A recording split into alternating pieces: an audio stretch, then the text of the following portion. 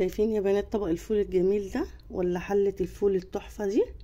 لو عايزين تعرفوا الطريقة يلا، جميل جدا واحلى من تجيبيه من بره، واحنا داخلين على شهر رمضان الكريم، والطبق ده رئيسي هنعوزه في رمضان في السحور. يلا بينا خش على الفيديو واعرفي اتعمل ازاي. تحفة تحفة تحفة وهيعجبك جدا. النهاردة هعمل ايه؟ هعمل الفول الطبق الرئيسي اللي هو بيبقى على السحور. طبعا كلها ايام ورمضان هيجي ويهل علينا بالخير ان شاء الله، وكل سنة وانتم طيبين. هتعمليه ازاي يا مرمر الفول؟ هعمله لكم بطريقه سهله جدا وبمقادير موجوده في البيت، وانا معتمداها وبجد بيطلع خطير احلى من بتاع بره. فانا عايزاكم تجربوا الطريقه دي وان شاء الله تعجبكم. طب ايه، انا جبت الفول وغسلته، نقيته حلو وغسلته، وعشان ما اطولش عليكم الفيديو رحت نقعاه 6 ساعات، اقل حاجه 6 ساعات. عايزه تعمليه من الصبح بالليل اعمليه، من بالليل للصبح اعمليه، المهم 6 ساعات عشان ما ياخدش معاكي سوا وتبقى الفوله طريه. ومعاكي ايه تاني؟ المكونات الاساسيه التانية معايا عدس، ومعايا شويه رز، كبشتين. هنجيب الحله اللي احنا هنسوي فيها. ايوه هنسوي في الحله عشان ما عندوش دماسه ما يقولش انا ما عنديش دماسه. في الحله بيستوي، في الدماسه بيستوي. اللي الطريقه اللي تعجبك. عندك حله عندك دماسه حطي فيها. ادي الفول بتاعنا اهو. وهتعملي ايه تاني يا مرمى؟ ادي العدس، وادي كبشه، وادي رز، وهنحط الميه. عايزه تحطي ميه مغليه حطي، ميه ساقعه حطي، مفيش مشكله. اهم حاجه لما تيجي بعد ما يستوي يعني يغلي غلوتين لازم تزوديه ميه سخنه مش ميه ساقعه.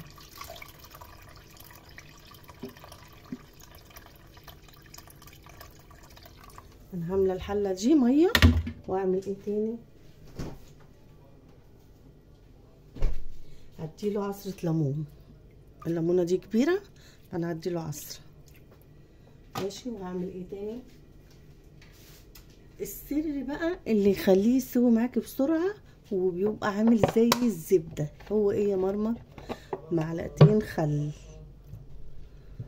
بس. طب الريحه وكده مفيش ريحه ولا اي حاجه. هناخد الحله بقى نحطها على البوتاجاز. يلا بينا. ادي يا بنات حطينا الفول اهو ومليناه ميه. هنعمل ايه تاني؟ هنسيبه لحد ما يغلي ونوطيه زي الشمعه، لازم يبقى زي الشمعه. يلا لما يغلي هرجع اوريه. ادي الفول اهو يا جماعه اهو لسه ما استواش. هسيبه شويه كمان اهو. بصوا الجمال، بصوا الحلاوه، بصوا الفوله، بصوا لما يعوز ميه هروح غاليه ميه واحطها عليه، لازم تكون الميه سخنه. بصوا يا بنات الفول اهو استوى اهو وجميل قوي اهو. بصوا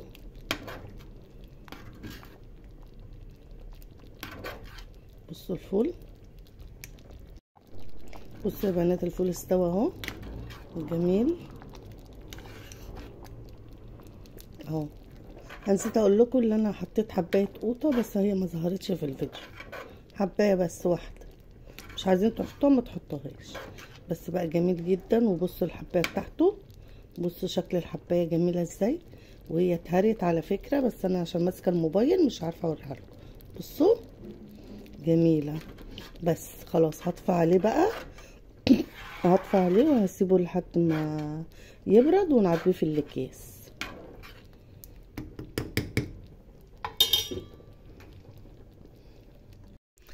ادي يا بنات الفول خلص اهو جميل جدا. بصوا الجمال، بصوا اللون، لونه جميل. بصوا الجمال، جربوه بالطريقه دي حلو قوي. بصوا شايفين جميل جدا. هعمل ايه بقى؟ تعالوا نغرف مع بعض. بسم الله الرحمن الرحيم.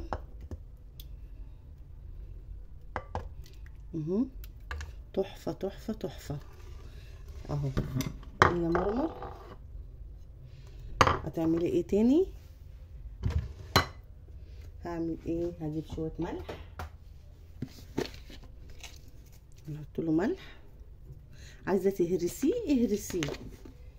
انا هشوف انا عيالي بيحبوه مهروس بس انا قلت اوريه لكم كده. حبه زيت عايزه تحط له سمنه ماشي.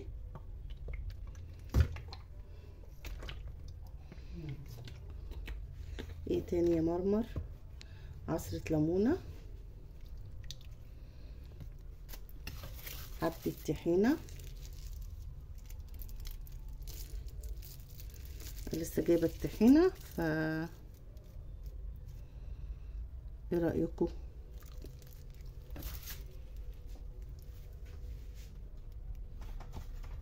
حبه كمون وحبه كزبره، بس الصراحه ما عنديش كمون.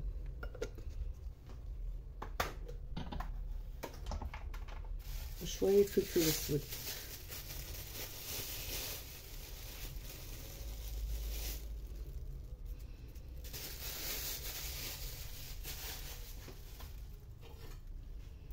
وتعالوا نقلبه ونشوف الطعم. بصوا يا بنات الجمال، بصوا الشكل تحفة جميل جدا. اتمنى ان انتوا تجربوه ويعجبكم ان شاء الله. جميل جدا وحلو. يلا يا بنات نقلبه مع بعض. تعالوا بقى ندوقه.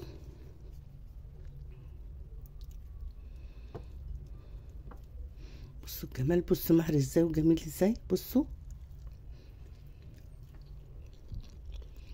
تحفة تحفة تحفة بجد، جميل جدا. ياريتكم تجربوه وهيعجبكم. الله،